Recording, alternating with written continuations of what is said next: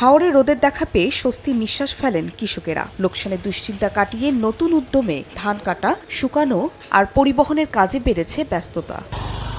শুক্রবার সকালে কিশোরগঞ্জের বিভিন্ন এলাকা থেকে ধান কেটে নৌকায় করে নেওয়া হয় উঁচু সড়কে। এরপর সেখানেই চলে ধান মাড়াই, সংগ্রহ ও শুকানোর কাজ।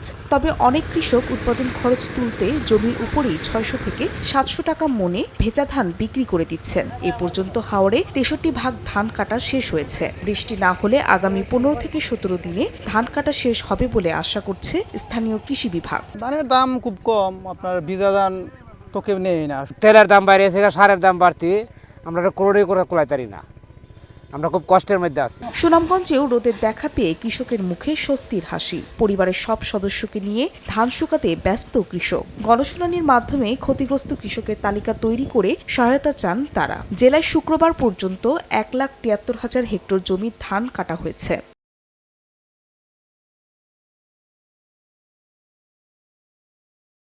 সবাইরে নিয়ে এটা বৈঠক করিয়া গণশুনানি হয়, কৃষকের যে ক্ষতিগ্রস্ত হয়েছে সবকিছু পাওয়া যাইব।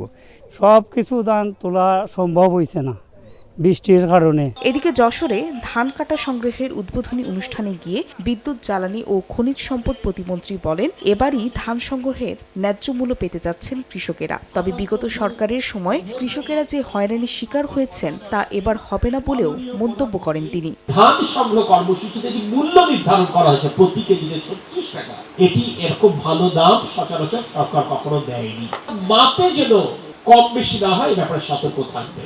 এছাড়া নেত্রকোনাতে নতুন করে বৃষ্টি না হলেও জমিতে তলিয়ে থাকা ধান কেটে নিচ্ছেন কৃষকেরা। খরচ বাঁচাতে অনেকেই প্লাস্টিক দিয়ে নৌকা বানিয়ে পাড়ে তুলছেন ধান।